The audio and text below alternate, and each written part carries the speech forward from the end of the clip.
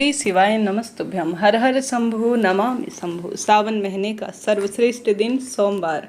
आप सभी को बहुत सरल नए उपाय जो आप आसानी से कर पाएँ, मैं भी करने का प्रयत्न करूंगी, आप सभी तक साझा करना चाहूँगी। गुरुजी की इन दिनों जो कथा चल रही है उसमें ही यह उपाय श्रेष्ठतम स्वरूप में बताए गए हैं। कुछ पुराने उपाय भी हैं जो आप सोमवार के दिन कर लेते हैं तो निश्चित ही आपके कार्य में बल मिलेगा।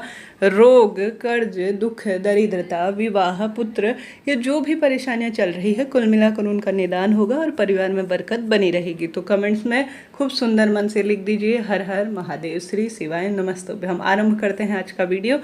सबसे पहला सबसे श्रेष्ठ सरल उपाय जो गुरुजी ने कल की ही कथा में बताया है, अगर इसे इस सोमवार के कर लेते हैं तो बहुत सुखद आपको परिणाम मिलेंगे। जो पहला उपाय है उसे ध्यान से सुनिए, जिसमें गुरुदेव कहते हैं या तो आपको सुगंधित फूल मिल जाए या सुगंधित इत्र मिल जाए तो कोई भी चीज़ आप ले लीजिए। इत्र मिल जाए तो वह लीजिए, कोई ज़्यादा पैसों का तो आता नहीं है। अभी पूजा में ही गुरुजी ने लिखाया था तो वही इत्र ले लीजिए और उसे पूजा की थाली में रख लीजिए। इत्र नहीं है तो सुगंधित कोई जिसमें से खुशबू आती है वो फूल भी आप रख सकते हैं। कितनी आवश्यकता पड़ेगी? 3 जगह आपको यह रखना है, 3 जगह स्पर्श कराना है, अर्थात इत्र का जो है लेपन उस स्थान पर करना है। पूजा की थाली में एक गोलबत्ती का घी का दीपक और जल आपका लोटा जो हमेशा हमारे काम आता है वह हमें रख लेना है। चले जाना है महादेव के मंदिर में। घर पर भी कर सकते हैं, शिवलिंग विराजमान है तो अति उत्तम है। हमेशा शिव पूजा में पूर्व या उत्तर दिशा की ओर बैठ जाइए। सबसे पहले हमेशा शिवलिंग पर हमें जल का लोटा ही समर्पित करना चाहिए, तो एक जल का लोटा समर्पित कर दीजिए। प्रभु के नाम मंत्र का स्मरण कर गोलबत्ती का घी का दीपक लगा दीजिए। तत्पश्चात आप सभी को, आपने या तो जो सुगंधित इत्र ले रखा है वह, नहीं तो जो सुगंधित फूल है वह, आपको इन 3 स्थानों पर अपनी मनोकामना कहकर समर्पित करना है। इत्र ले गए हैं तो लेपन करें, सुगंधित फूल ले गए हैं तो वह 3 स्थानों पर समर्पित करें। निश्चित ही आपका दुर्भाग्य दूर हो जाएगा और जो आपके मन में बात है जिसके तहत आपने यह कार्य किया है वह निश्चित रूप से पूर्ण होगा। गुरुजी कहते हैं सबसे पहला स्थान है माता अशोक सुंदरी का। जो बीच में शिवलिंग में मोटी सी लाइन होती है वह माता अशोक सुंदरी की है। उस स्थान पर मैंने स्क्रीन पर भी दिया हुआ है, आपको इत्र से लेपन करना है। दूसरा, जो शिवलिंग में अंतिम छोर होता है, जहाँ से बिल्कुल अंतिम कोना होता है, आपको लगता है यहाँ से जल नीचे बह रहा है, बिल्कुल उस कोने में आपको जो है लेपन करना है अपनी मनोकामना कहकर। पुष्प भी समर्पित कर सकते हैं। एक स्थान जो अंतिम स्थान है वह शिवलिंग पर मध्य में, जैसे शिवलिंग विराजमान है उसमें त्रिपुंड बनाते हैं ना, ठीक उस स्थान में, अर्थात शिवलिंग का जो बिल्कुल बीच का हिस्सा है उस स्थान पर अपनी मनोकामना कहकर आपको जो है इत्र लगा देना है सोमवार के दिन। गुरुजी कहते हैं अगर महादेव को जो भी अपनी मनोकामना कहकर इन 3 स्थानों पर शिवलिंग में माता अशोक सुंदरी से और जल बहने का अंतिम छोर और साथ के साथ शिवलिंग के मध्य में आप जो अपनी मनोकामना कहकर इत्र का लेपन करेंगे वह उसी क्षण आपके पूर्ण हो जाएगी। इस विश्वास से करेंगे तो काम होगा। साथ ही आप सभी को गोलबत्ती का घी का दीपक लेकर आराधना करनी है, प्रार्थना करनी है, काम होगा और सिद्धता मिलेगी।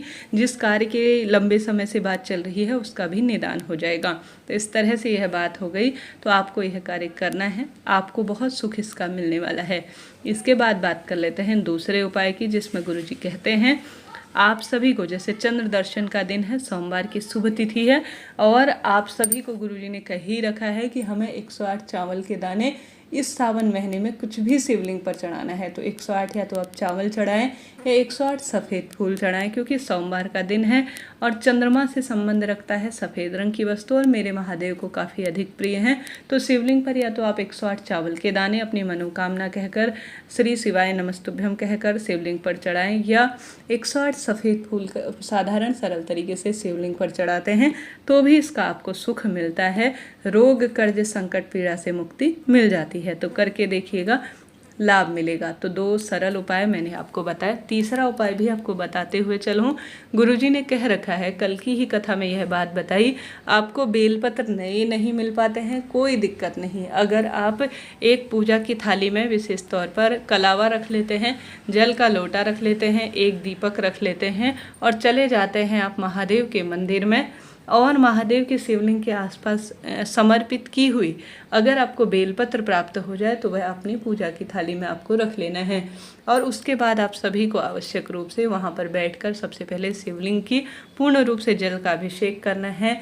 दीपक लगा लेना है और जो कलावा लेकर गए हैं शिवलिंग के आसपास विराजमान अर्थात शिवलिंग पर चढ़ी हुई जो बेलपत्र है उसे धोकर उसकी सुंदर माला बनाकर अगर आप शिवलिंग पर समर्पित कर देते हैं तो जो आपने मनोकामना का कलावा का धागा लिया है उसमें आपने सुई नहीं डालनी है, इस बात का ध्यान रखना है। साधारण सरल तरीके से आप सभी को विशेष तौर पर बांधते हुए जितने भी आपको मिल जाए 11, 21, 51 कोई ऐसी निश्चित संख्या नहीं है। देखिए शिवलिंग बड़े स्वरूप में होगा तो आपको उतनी ही बेलपत्र लेनी होगी, छोटे स्वरूप में होगा तो उतनी बेलपत्र लेनी होगी।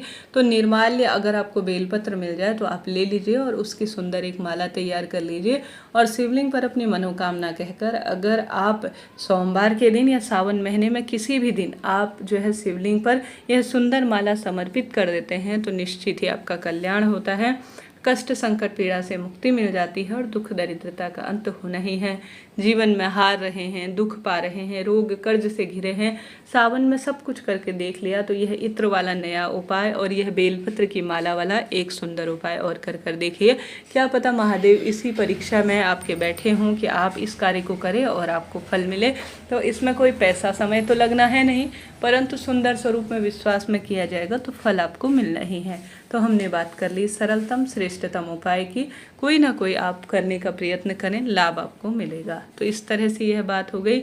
इसके साथ साथ गुरुजी की पिछली कथाओं में बताए गए उपाय जो आपको साझा करना चाहूँगी, ध्यान से सुनिएगा। गुरुजी कहते हैं सावन महीने के किसी भी एक सोमवार को आप सभी को एक जल का लोटा लेना है और उसमें मिला देना है गंगा जल। नौकरी नहीं लग रही है, विवाह की अड़चन है या कोई भी परेशानी है उनके लिए किया जा सकता है। वीडियो और चैनल से संबंधित कोई भी प्रश्न हो कमेंट्स में पूछिएगा, सभी सवालों के जवाब आप प्राप्त करेंगे। चैनल पर नए हैं तो लाइक शेयर सब्सक्राइब करना ना भूलें। गंगा जल मिश्रित जल लेना है और गोलबत्ती का घी का दीपक आप लेकर चले जाएं महादेव के मंदिर में। सबसे पहले गुरुजी कहते हैं आपको यह गंगाजल मिश्रित जल आवश्यक रूप से नंदी महाराज पर थोड़ा सा समर्पित करना है और आवश्यक रूप से गणेश जी महाराज, कार्तिकेय जी भगवान और विशेष तौर पर जो शिवलिंग के ऊपर एक मटकी सी लगी रहती है जिसमें माता रानी और महादेव की सभी पुत्रियां जया, विषहरा, शाम्भवी वह निवास करती हैं, उसमें थोड़ा सा यह जल चढ़ाना है। ठीक है, नंदी महाराज और ऊपर से जल बहने वाले स्थान पर कार्तिकेय जी भगवान और विशेष तौर पर गणेश जी के स्थान पर यह थोड़ा थोड़ा जल चढ़ाना है। उसके बाद यह गंगा जल मिश्रित जल आपको अपने साथ जब शिवलिंग में समर्पित हो जाए तो उठाकर लाना है। उठाकर लाने के बाद अर्थात शिवलिंग पर चढ़ा हुआ जल आपको लोटे में प्राप्त कर लेना है। प्राप्त करने के बाद इसका थोड़ा सा आचमन करना है, घर में इसका छिड़काव करना है और सभी व्यक्तियों को जो घर के सदस्य हैं उनके मस्तक पर छिड़कना है। इसका आप त्रिपुंड भी बना सकते हैं। गुरुजी कहते हैं इससे आपके जीवन में जो रोग चल रहे हैं लंबे समय से, बाधा और हर तरफ से आप हार रहे हैं, परेशान हो रहे हैं, तो इसी सोमवार के दिन आपकी समस्याओं का समाधान हो जाएगा। करके देखिएगा, सोमवार का दिन चमत्कारी है, लाख गुना फलों की प्राप्ति में सहायक है। बहुत सारे सरल श्रेष्ठ नए पुराने सभी उपाय मैंने आपको बताया, कोई ना कोई एक उपाय चुनिएगा, लाभ होगा। अभी के लिए इतना ही। हर हर महादेव।